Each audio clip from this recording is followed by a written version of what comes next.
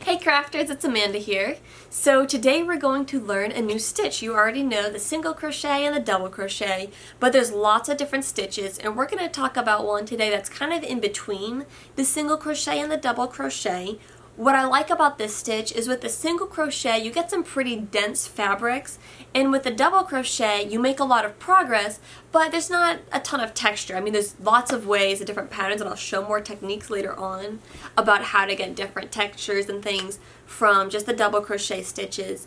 But if you do just rows of those stitches, you know, they each have their strengths and weaknesses. But the half double crochet is a good balance because it's a fast stitch to work, but it also creates a lot of really cool texture and you make a lot of progress while you're at it. So let's get started.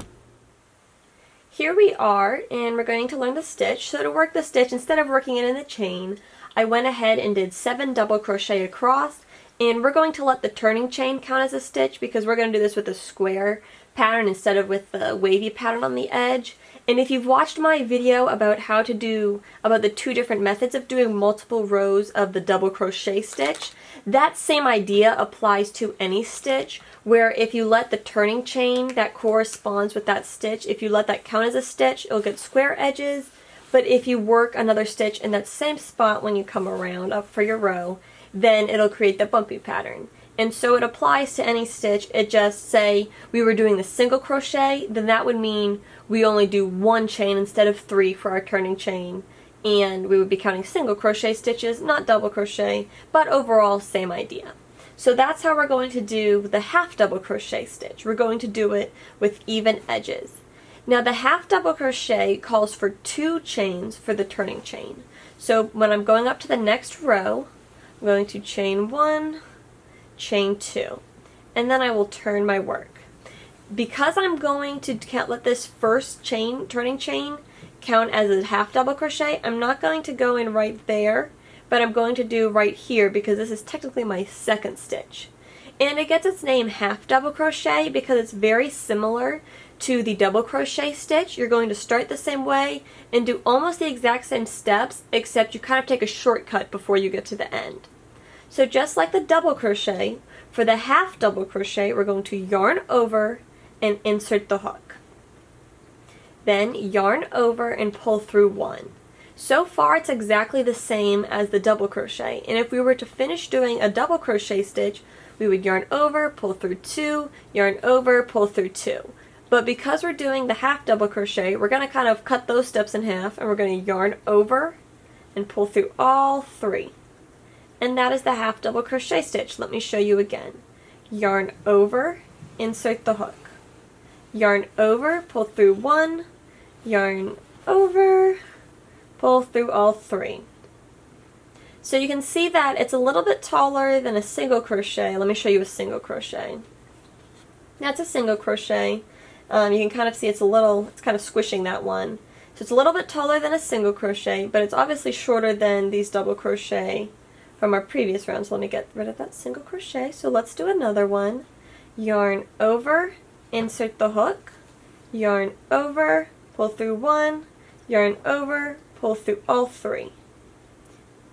Next one, we're going to start just like the double crochet, but then instead of doing pulling through 2 and then pulling through 2, we're going to yarn over and pull through everything. Yarn over, insert hook.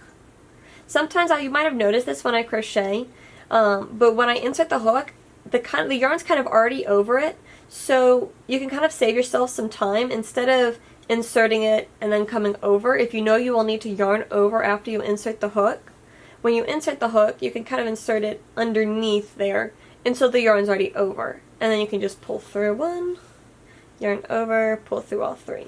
So if we count the turning chain as 1, we've got 1, 2, 3, 4, 5, 6, and our first row had 7, so we need to do 1 more. Yarn over, insert hook, and you see how I've already got this yarn over here because I inserted the hook underneath the yarn. So I've already got my yarn over, pull through 1, yarn over, pull through all 3, and that is the second row. So just to refresh and to remind you a little bit more, for our turning chain we chain 2. 1, 2, then because it's our turning chain we turn. We skip this first spot and we're going to go in right here. So we'll yarn over, insert hook, and complete the stitch. Yarn over, insert hook, pull through 1, yarn over, pull through all 3. And there you have it. You have now learned another stitch to add to your list of stitches you can crochet. Keep up the good work. So here you can see I've done a couple rows, and this first row right here, this is a double crochet, so kind of ignore that row. But the rest of it going up gives you an idea of what the half double crochet texture looks like. You can see it's kind of a pretty texture. It's not like the single crochet where it's a really tight stitch, but it kind of creates these nice little pockets and holes. Just really pretty texture. And it's a good stitch for working, you know, for like fabrics and things that you have to do a lot of stitches for, but you want something that looks a little more detailed and a little fancier. And there you go. Now you know the stitch. There you have it. I hope that tutorial was helpful, and as always, comment below with what you thought. And I'd also appreciate it if you subscribe, and I've had a couple people comment on videos and message me and tell me what videos they'd like to see, and that's really awesome. I love that. Keep that up. I've got a couple in the works that have been requested, and I'm excited to get those out soon. So definitely, if you have any ideas or tutorials and hacks you'd like to see, definitely comment below and let me know. And give me a subscribe if you like these videos. So yeah, so definitely comment below and subscribe and give me your feedback. I love hearing from you guys. And I'm excited to have a little crafting community with you all. And also, while I'm at it, I'm just going to say, if you want to crochet, you need one of these chairs because this is the perfect spot to sit and crochet. You can like curl up, you can shape it and take a nap in here, you can curl up with your ball of yarn and your hook and crochet away, and it's super comfy. You need this chair, I'm telling you. But yeah, find yourself a comfy spot to crochet, sit down, and start practicing your new stitch. Bye until next time.